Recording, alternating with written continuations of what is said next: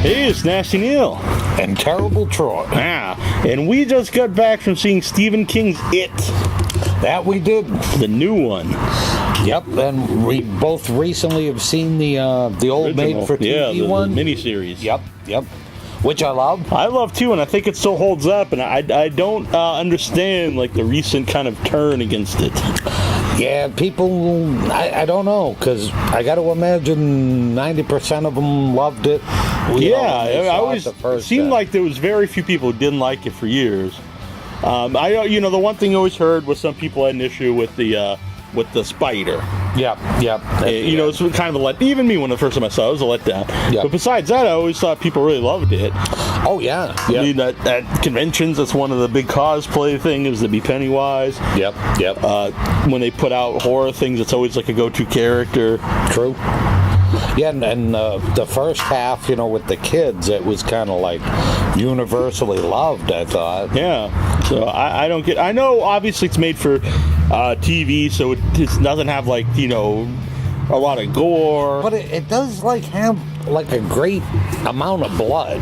Yeah, there's a lot of blood in it. When Marsh goes to the sink and, just blood's gurgling out and all over the bathroom. I think it works. It's not... I don't think we'll watch them like I'm watching, a kid's show or something. Right. And the characters hold up, especially. I think the second half isn't as good as the first half. I still like it. That kind of is with the book too. I agree. You get more into the kids than you do when they're adults. Yeah. Because some of them kind of turn a little creepy, and and kids are more interesting, really, to be honest. Yeah. I think a lot of King's books, a lot of the strengths in the characters are. He has great adult characters too, but I think his usually the kids are excellent in any of his stories. I agree. Because I think it is something that means a lot to him. Yep. Yeah, because even some of the secondary characters in in your favorite ones, even most recently the gunslinger. Mm-hmm. You always think about the kid in that. Yeah, so. Maybe they're more relatable. I think so. And then you can always think back and say, damn, I can relate to that. When I was 12 years old, that would have been me doing that, you know? Yeah, I think anybody could find themselves in one or several of the characters. Yeah, and especially someone who's reading Stephen King. Because if you were like a really popular jock, you're probably not even reading Stephen King anyway. Yep, that's true. Or if you were the bully, maybe. Well, maybe you read it and you're like, hey, I hope Buddy Repperton really beats the shit out of this kid. Or you're reading oh shit, I was an asshole back then. Yeah, maybe. Sorry. Yeah, if you can relate to who's the bully in it? Henry Bowers. Yeah. Then you might want to talk to somebody about that. So when I first heard about the new one, I immediately, just like anytime there's a remake, part of you is interested just because you're a horror movie fan. Yeah. But really, I was more towards why? There already was one, and then I saw the still photo of Skarsgård as Pennywise, and I was like, I don't know, but But I was the same way. Yeah. When I first heard it, I immediately had my fists up, going, "No way!" I really loved the old one, and I was the same way. I'm like, so you're telling me a 6'4" Swede dressed like a clown isn't going to scare the shit out of little kids? How could you possibly lure anybody anywhere? And then I was wrong. Yeah. And I think when I first started to give it some hope was just when I heard that it was going to be 2 parts. Yep. For a couple of reasons. One, it's such a big story. It's hard to tell it in an hour and a half or even a 2-hour movie. Yep.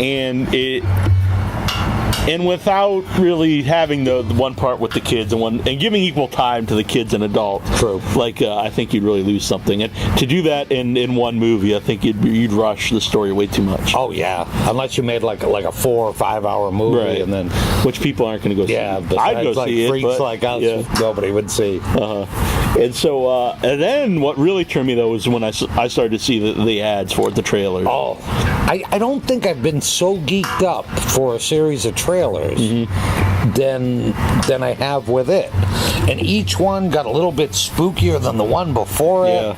and I have just been so totally geeked to see this movie. Yeah, so like you build up like, man, I'm really looking forward to this.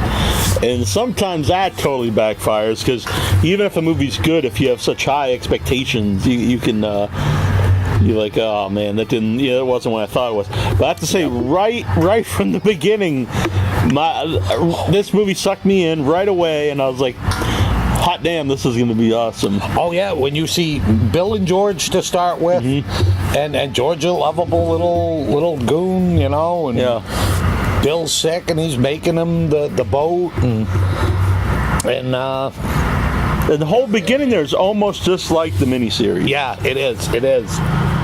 At that point, I kind of thought, geez, maybe they did just kind of redo it. Right.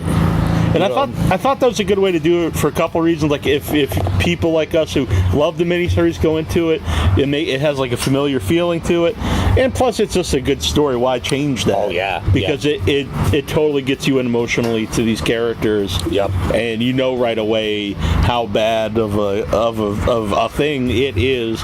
Because the child killer is low as you can get. Pretty much, yeah. And then, you immediately have sympathy for Bill. And then, because poor George, like, who doesn't love their little brother? Yeah. And, you're like, oh my God, what a horrible, just awful thing to happen to some and he's kid. So cute, and you really, even though you know what's gonna happen, you get into it, and you're like, oh, it's cute watching him chasing the boat, and you're into it, and and I don't want to spoil too much of the movie, but when Pennywise gets Georgie, even though I love the miniseries, this is a lot.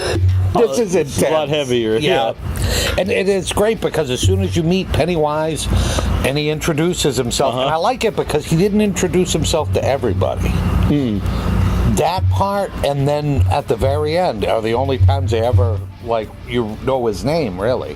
Because the rest of the movie, the kids all call him It. Yeah, that's a good point. And he starts off, he's kind of lovable, but there's something creepy about him. He's got these buck teeth, and just the way he speaks, and he's just... Yeah. He's kind of creepy, but you could see how a little kid kind of like a cartoon. A cartoon could be... True. It's not, completely real. Yep. But if you're a little kid, you're drawn to that.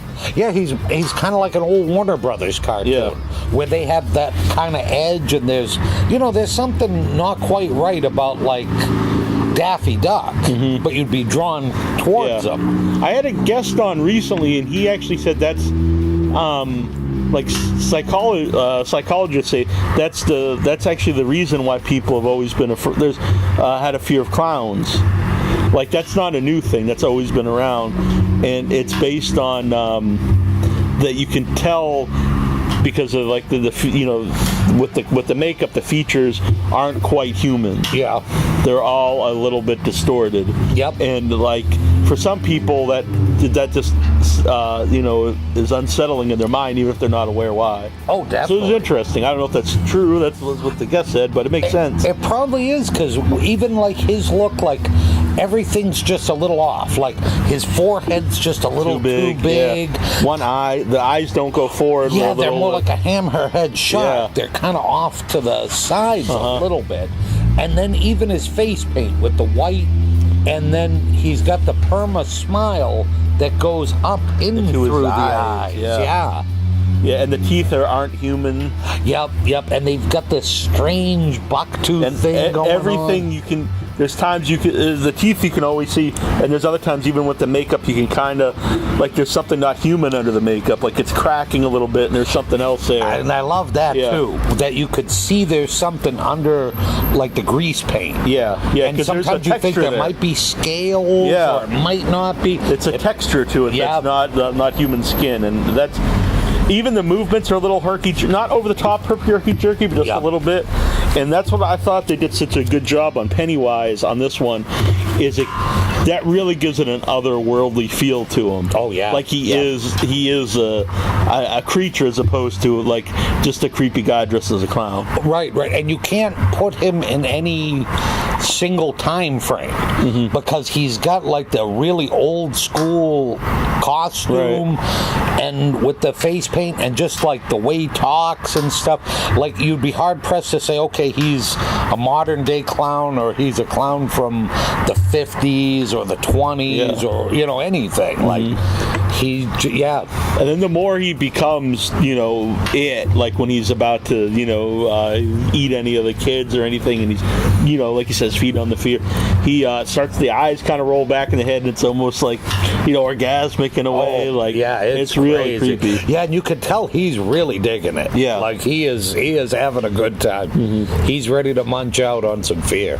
Yeah, and you just see rows and rows of the teeth they're really like I don't really compare it to the first one because I think both of them are great. They're just different movies and they're different takes. Yep. But the teeth in this are really creepy. Yep.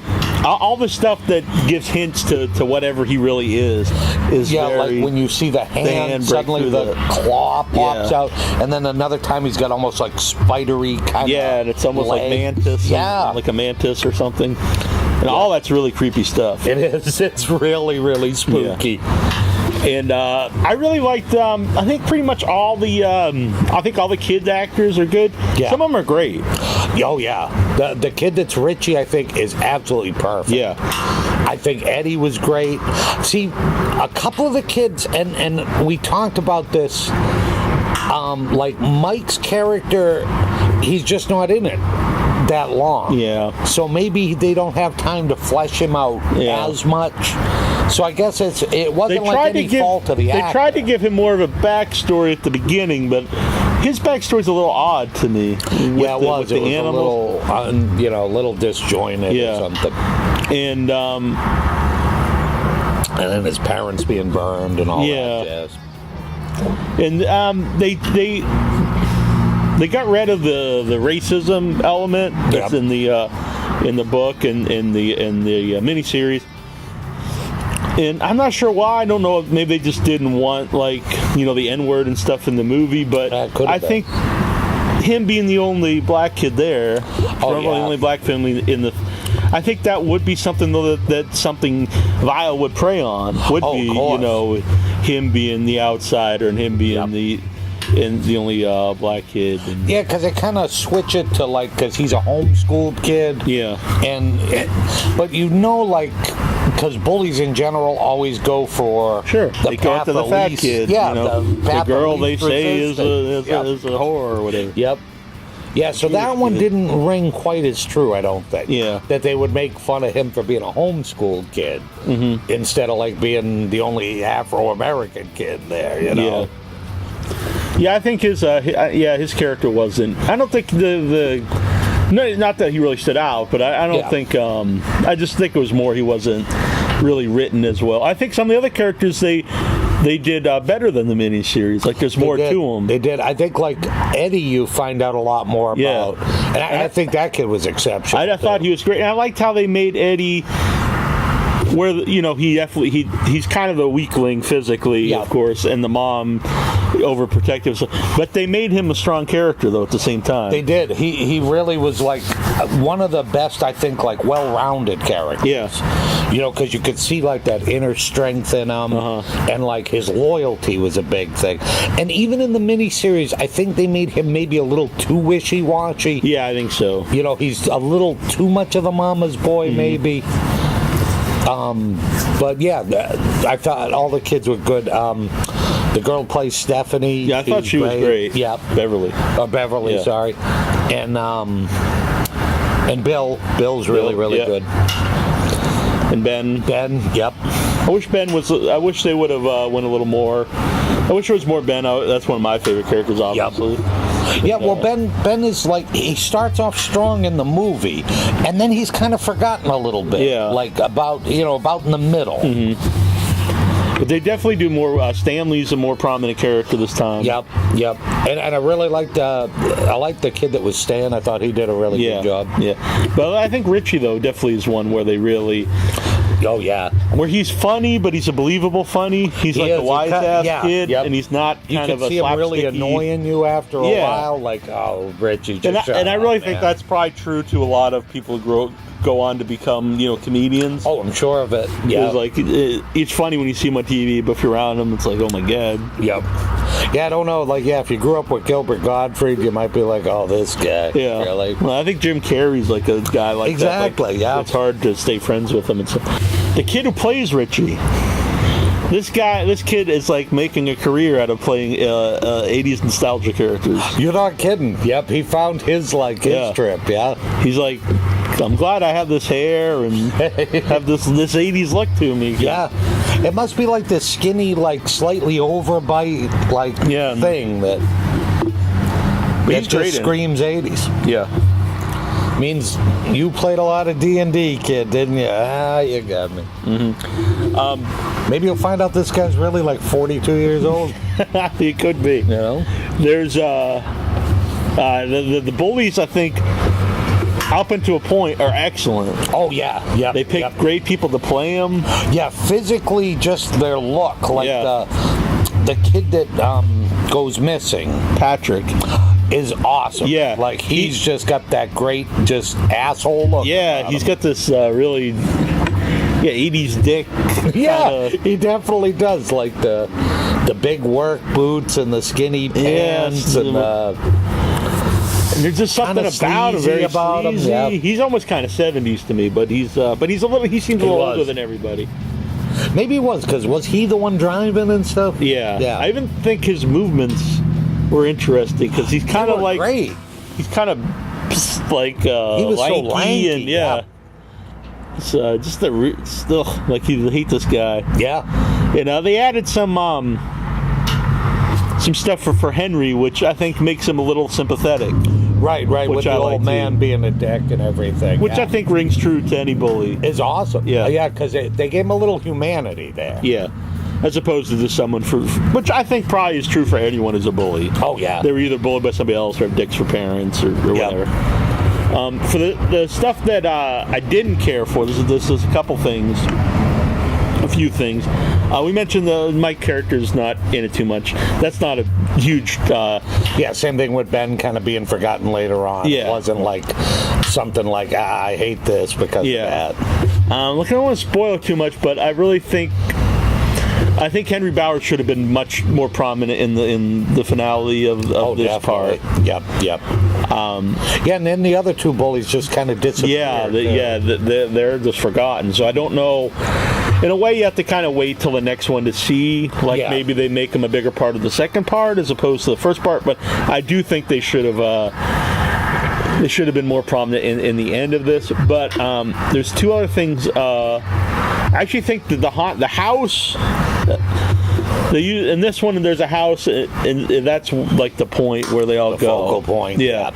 In the other one, it's like it's not the sewer, but it's like some kind of building. Yeah, inside the sewer, it's like I don't know if it's like maybe where everything joins together, the sewer way. Yeah, I know it has some kind of name, but I kind of like that better. I do think the house is, which kind of works for me, but I do think it's a little cliche that they go to this old house. Yeah. But in a way that works because there was a lot of cliche stuff in the original It, on purpose, like being scared of the kids. With werewolves, and I also like that they did update that because I'm sure when Stephen King wrote It, it made sense for the kids to be scared of a werewolf and a mummy.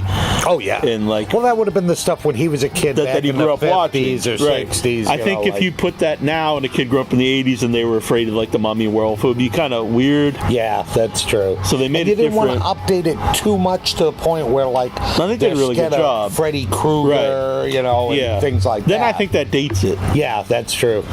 So I think they did a really good job with that. So I'm kind of split on the house because in a way I think it's a little cliche, but at the same time I think that makes sense that it's cliche. Yeah, because that would be the kind of jazz that the kids would be like, Yeah, I'm this not whole- going into that which house. Everybody, I mean, when I was a wouldn't kid, go I knew into houses that that house, we thought was, it's scary and whatnot.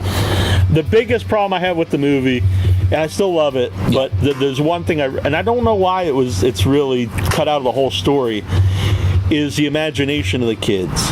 I agree. Because they even show his bike says silver on it, but they never go into about it being magical in any way. About, in the story, it's a big part of the bike, outrunning the fear. Yep. There's a Bill's bike that day outrode fear. Yeah, outran the devil or whatever. Yeah, they and that's say, a huge part of the first part, and then again in the second part. True. And part of about why it's so powerful is it uses the children's imagination against them. Yep. And so then they fight back with their own imagination. Which it becomes like its weakness as well. Yeah, and their strength. Which is great, because it kind of evens out and it makes sense. Yeah. If I can read your mind, then, okay, I can use that against you. But at the same time, the stuff that's in there, you could use against me, too. Yeah, so there's none of the things where the kids, this is my weapon, hey, this is the battery acid, this the silver kind of bullet kind of thing, the slingshot, the bike. There's a lot of that stuff, and that's really missing completely from this movie. And that's, I think, kind of a missed opportunity. I don't think they should have omitted that. Mm-hmm. Like, I think out of all the stuff, like, if you want to keep true to one of the themes, that's probably the one I would have kept. Like, definitely tried to keep the best. Yeah. Because I think that also hurts the second part of the movie, the story. Yep. Is because it's about when you become an adult, you lose that. Yep. You lose your imagination. You lose the kind of magical, this awe that you have. Oh, yeah. And so they're trying to get it back. Yeah. When they're fighting them later on. So they have to remember as kids and use that. Yep. Or else, they're powerless against it. Yeah, because I don't know, if they're going to go, when they go back and they're all going to... But maybe they'll give an explanation to these things, like why, like the iron rod from a fence was used. Like maybe that'll have some kind of belief thing. It seemed more like it was just weapons, but I don't know. Yeah, I don't know if there was random weapons.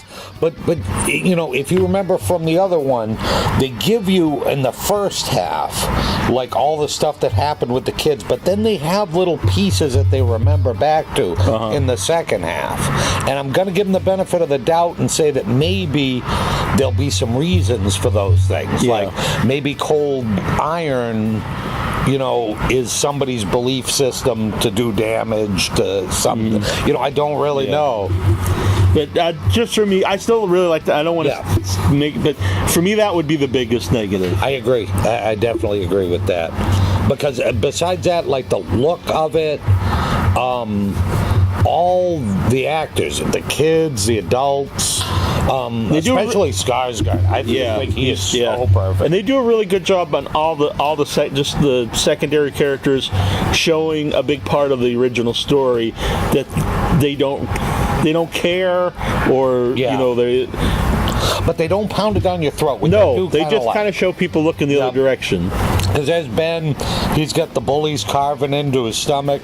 People are driving by. Oh, don't want to see this. Yeah, just gonna keep the on going. The old woman looked out the window in Georgie. All that stuff. Yep. And then I did like the fact that, like, with the parents, you just got a little bit here and there. Yeah, and they're all dicks, pretty much. Yeah. And they didn't go overboard. Like, you didn't see too much of Eddie's mom. Yeah. To the point where it's like, okay, I know her story. I don't need to really see her anymore. Yeah. You know what's going on there. Yeah, and the same thing with Bev's, like, dad and stuff. And I like that it really made all these people seem by themselves, which is why it's so important that they're together. Yep, absolutely. Because there even what you would think normally a teacher or a priest. Yep. They even did have the parent. They're not what would normally be there to protect you as a kid is not there. Yep. And so without the power of friendship. Yeah, then they're screwed otherwise, right? So that made that really powerful. And speaking of when they're carving Ben there, it's a lot more hardcore in this. Oh God, yeah. Yeah, he's like just a complete asshole, you know. And I like the fact that like that Bowers doesn't overdo the whole, you know, I'm gonna kill you thing. Yeah, he. I will say, watching it again, he says that like 500 times in the mini series. It's like, all right. I think actually Pennywise says it to him, doesn't he? Yeah, he does. For him to go and kill them all. Yeah, kill them all. I love that too. There's stuff with the. Oh, I love that. Yeah. Like you'll see it in the background on the TV, and like they have like a talk show going on, and they're talking about stuff happening. You know, with, hey, why don't you go on down to the sewers? I bet it'll be a really great place because they all float there. I think there was more of it too that like you kind of was really subtle. Just like I remember when he was in the library and he was looking and the book kept flipping. Now Ben was in the library, and the librarian it wasn't like focused on, but she just kind of like staring, like, and kind of with a smile on her face, because she knew what was going down. Yep. There's also something else I thought was really subtle, which I think is good foreshadowing to the second part. Was Stanley is one of the characters that really gets attacked by it.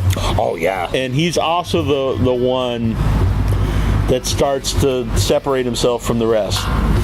And there's even a nice little scene, I think, which is really good when they're all hugging. He's out of focus behind them. Yeah. He's not hugging. He's not. Later on, he gets into the thing and makes a promise and everything. I don't want to spoil it, but I do think that was good. Oh, absolutely. And I loved it because that was the point where you actually saw it like feasting is on. Yeah. And like that was pretty gross. That was really. Too. Yeah, that was creepy. Like because he's got like his whole face on him. And, there's a lot of really like gross like. Just spook you out moments in this movie. So I just love this. I thought it was great. I do kind of miss the narration too. I do too. You're right. I always think that's always that's in a lot of King stuff, and I always think it always works. And I like that feel it gives to. I mean, but you want to do your own thing, so that's cool too. That's true, and I like the fact that whoever made this one definitely did his own movie. You know, he went in his own direction, but still didn't. I mean, he didn't go so crazy. Where it's not even like any. It just happened to be clown, and that's it. And you're like, what the hell just happened? You know? Yeah, I think he all the pretty much all the basic story is there. Yep. I just think he did miss the boat on the imagination part. I agree with that. But besides that, like the friendship, the kids, the town, being grown up, losing, your empathy, whatever. Yep. And but then updating a few of the things and I had no problem at all, like having it set in the 80s instead of the 50s. You know, I think that makes it more. Compatible for if you're watching it now, because a lot of people watching it would have grown up then. And relatable. Yep. I agree.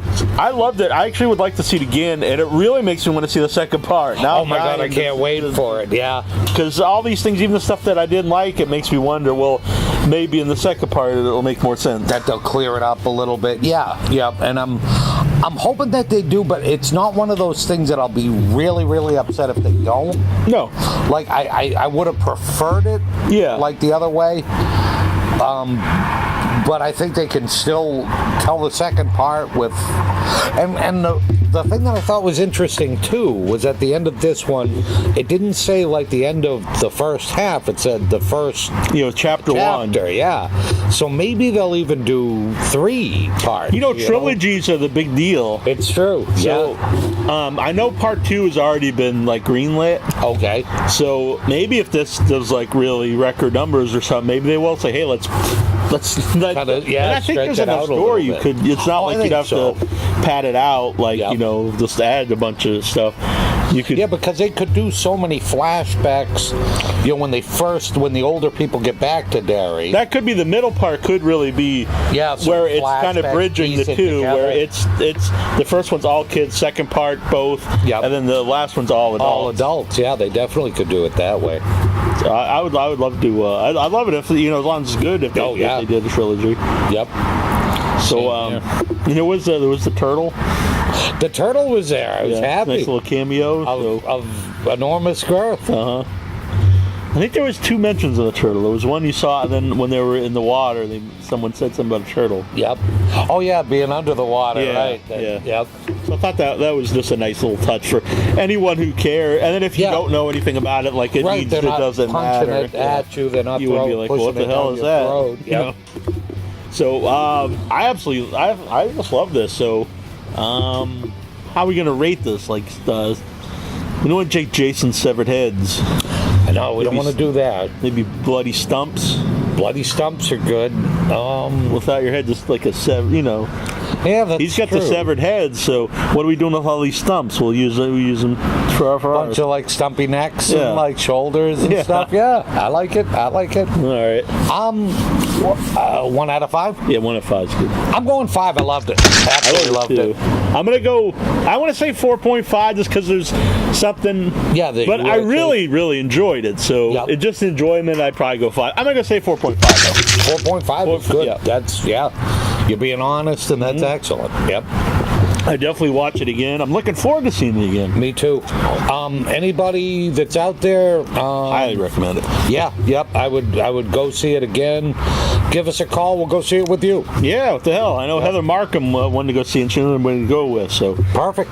You buy the popcorn, we'll be there. I can't eat the popcorn, but I'll eat your popcorn. Right, fair enough. Need some nachos. You eat the nachos. Yep. And we'll go see it again. Exactly. Yeah, no, I absolutely loved it, and I highly recommend it if you love the first one, or if you are one of the people who think it needed more gore, need more R rating. I think either way, one. I think either way you'll dig it. If you just like, I think it's one of the best horror movies of modern time. That's very true. Yeah, this one is. I can't think of like a modern like horror movie that I like much more than this. Because it's got both great villain and great hero characters. Yeah. Yep. Absolutely. As opposed to, I like stuff where it's just the villain's cool, but you actually care about the kids in this. So. Yep. Yeah, which is always good. We'll see. Who they choose and how they proceed with the second part. See how they are. Like, if it's not Keanu Reeves as one of the kids, like in part 2, then we might have an issue. But so far, so good. All right, so this is Nasty Neal and Terrible Troy. Yes, and this was Without Your Head.